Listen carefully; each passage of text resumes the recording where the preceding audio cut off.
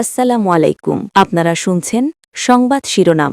সংসদে বিএনপি স্বামী স্ত্রীর ডিভোর্স হতে পারে, ভারতের সঙ্গে ডিভোর্স হতে পারে না। জানিয়ে দেব কাঠগড়ায় দাঁড়িয়ে হুমকি, কারাগারে 2টি খাতা সংরক্ষণ করছেন ইনু, লিখে রাখছেন সব কার্যক্রম। এরপর থাকছে সংসদের সবাইকে 10 কেজি করে আম উপহার দিলেন জামাতে আমির। সর্বশেষ জানিয়ে দেব মসজিদ আল্লাহর ঘর, সেখানে রাজনীতি বন্ধ করুন, বলছেন সংসদে রেজা আহমেদ। এতক্ষণ শুনছিলেন সংবাদ শিরোনাম, এখন থাকছে বিস্তারিত। সংসদে বিএনপি স্বামী স্ত্রীর ডিভোর্স হতে পারে, ভারতের সঙ্গে ডিভোর্স হতে পারে না। স্বামী স্ত্রীর মধ্যে ডিভোর্স হতে পারে, কিন্তু প্রতিবেশী দেশ ভারতের সঙ্গে সম্পর্কের ডিভোর্স হতে পারে না বলে মন্তব্য করেছেন বিএনপির সংসদ সদস্য গোলাম মোহাম্মদ সিরাজ। সোমবার 22 জুন ত্রয়োদশ জাতীয় সংসদের দ্বিতীয় ও প্রথম বাজেট অধিবেশনের 12তম দিনে 2026-27 অর্থবছরের বাজেট আলোচনায় অংশ নিয়ে এ মন্তব্য করেন তিনি। ভারতের সঙ্গে সম্পর্কের কথা তুলে ধরে জিএম সিরাজ বলেন, স্বামী স্ত্রীর সম্পর্ক ক্ষণস্থায়ী হতে পারে, তাদের মধ্যে ডিভোর্সও হতে পারে, কিন্তু ভারত ও বাংলাদেশের মধ্যে প্রতিবেশী সম্পর্কের ডিভোর্স হতে পারে না। প্রতিবেশীকে কখনোই অস্বীকার করা সম্ভব নয়। ভারতও পারবে না, বাংলাদেশও পারবে না।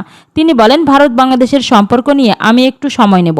সেটা হলো যে আমরা সবাই চাই ভারত বাংলাদেশ বন্ধুত্বপূর্ণ এবং সম্মানজনকভাবে আমাদের বন্ধুত্ব টিকে রাখি, কারণ আমি বিশ্বাস করি যে ভারত আমাদের প্রতিবেশী। আমরাও দুই বন্ধুতে আমাদের বন্ধুত্বপূর্ণ সম্পর্ক ক্ষণস্থায়ী যেন না হয়।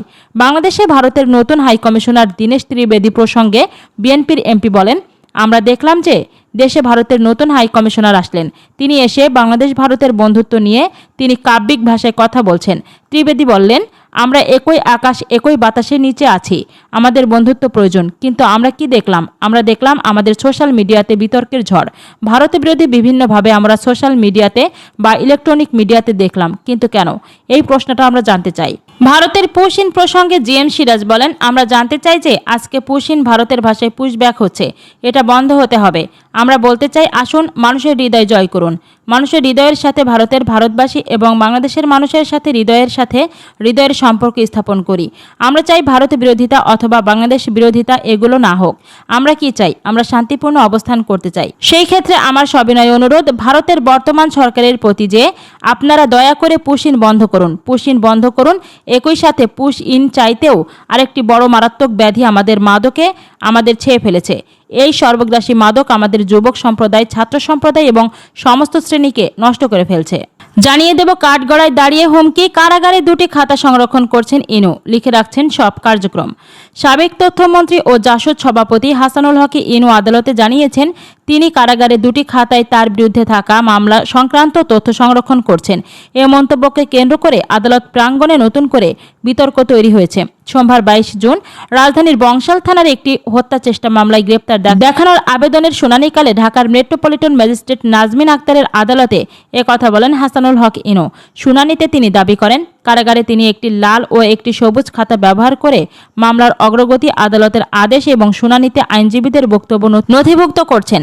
রাষ্ট্রপক্ষের কৌঁসুলি হারুনা রশিদ বিষয়টি নিশ্চিত করে জানান, ইনুর এই বক্তব্যে মামলার বিভিন্ন দিক সংরক্ষণের বিষয় উঠে এসেছে বলে আদালতকে অবহিত করা হয়। তবে রাষ্ট্রপক্ষের আইনজীবীদের মতে এ ধরনের মন্তব্য আদালতের উপর পরোক্ষ চাপ বা হুমকির ইঙ্গিত বহন করতে পারে এবং এটি আদালত অবমাননার আওতায় পড়ে কিনা তা বিবেচনার দাবি রাখে।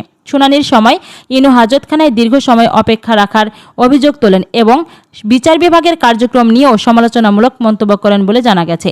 একই দিনে সাবেক মন্ত্রী রাশেদ খান মেননকেও আদালতে হাজির করা হয়। শুনানিতে রাষ্ট্রপক্ষ পুলিশের পক্ষ থেকে গ্রেপ্তার দেখানোর আবেদনের সপক্ষে যুক্তি স্থাপন করেন।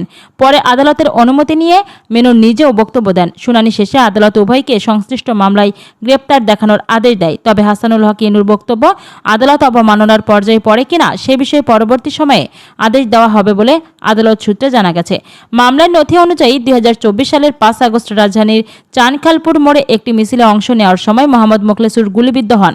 পরে তাকে মিটফোর্ড হাসপাতালে ভর্তি করা হয়। এই ঘটনায় তিনি গত বছরের 1 জানুয়ারি বংশাল থানায় হত্যা চেষ্টা মামলা করেন।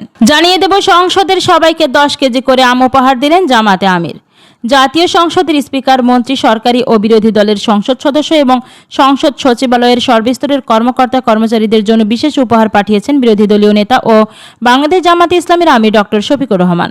সোমবার 22 জুন সংসদের সংশ্লিষ্ট দপ্তরে এই উপহার পৌঁছে দেওয়া হয়। সংসদ সূত্র জানিয়েছে, প্রতিটি প্যাকেটে 10 কেজি ওজনের প্রিমিয়াম কোয়ালিটির মৌসুমী আম ছিল। বিরোধী দলীয় নেতার কার্যালয়ের প্রতিনিধিরা অত্যন্ত সুশৃঙ্খলভাবে সংসদ ভবনের প্রতিটি দপ্তরে গিয়ে এই উপহার পৌঁছে দেন। সোমবার সকাল থেকেই 10 কেজির প্যাকেটে কি আছে তা নিয়ে সংসদ ভবনের করিডোরগুলোতে কৌতূহল দেখা গিয়েছিল। এই উপহার বিতরণের সবচেয়ে উল্লেখযোগ্য দিক ছিল এর সমবন্টন। সাধারণত সংসদীয় সংস্কৃতিতে কেবল ভিআইপিরাই বিভিন্ন উপহারের তালিকায় থাকেন, কিন্তু ডক্টর শফিকুর রহমানের পাঠানো এই উপহারের তালিকায় সংসদ সচিবালয়ের ঝাড়ুদার, পিয়ন, লিফটম্যান ও গাড়ি চালকরাও অন্তর্ভুক্ত ছিলেন। সংসদ সচিবালয়ের একজন অফিস সহায়ক প্রতিক্রিয়ায় জানান, বড় বড় নেতাদের উপহার সাধারণত তারা দূর থেকেই দেখেন, কিন্তু বিরোধী দলীয় নেতা তাদের কথা মনে করে 10 কেজির আম পাঠিয়ে সম্মানিত করেছেন। সর্বশেষ জানিয়ে দেব, সংসদের রেজা আহমেদ, মসজিদ আল্লাহর ঘর, সেখানে রাজনীতি বন্ধ করুন। দেশে মসজিদে মাদ্রাসায় সব ধরনের রাজনৈতিক কর্মকাণ্ড ও মিটিং বন্ধে আইন পাশ করার দাবি তুলেছেন কুষ্টিয়া 1 আসনের বিএনপি দলীয় সংসদ সদস্য রেজা আহমেদ। সোমবার 22 জুন ত্রয়োদশ জাতীয় সংসদের দ্বিতীয় ও প্রথম বাজেট অধিবেশনের 12তম দিনে 2026-27 অর্থ বছরের প্রস্তাবিত বাজেটের উপর সাধারণ আলোচনায় অংশ নিয়ে তিনি এই দাবি জানান। বিকেল 3টায় স্পিকার হাফিজ আহমদ বীর বিক্রমের সভাপতিত্বে সংসদের এই অধিবেশন শুরু হয়। রেজা আহমেদ বলেন, মসজিদ আল্লাহর ঘর, সেখানে মানুষ নামাজ ও কোরআন শরীফ পড়বে, কিন্তু একটি রাজনৈতিক দল মসজিদে গিয়ে রাজনীতি করছে। তাই স্বরাষ্ট্রমন্ত্রীর প্রতি অনুরোধ, আইন পাশ করে মসজিদ মাদ্রাসায় রাজনীতি, মিটিং বন্ধ এবং নিষিদ্ধ করা হোক। তিনি আরও বলেন, আমরা যেমন প্রকাশ্যে ফুটবল মাঠে, হাই স্কুলে কিংবা কোনো হলরুমে বিএনপি বা অন্য রাজনৈতিক দলগুলোর কর্মী সভা ও জনসভা করে মিটিং করি, তাদেরকেও সেই ব্যবস্থা করতে হবে। তারা মসজিদে মিটিং করতে পারবে না। আমার এই বক্তব্যের সঙ্গে সবাই একমত কিনা তা আমি জানি না।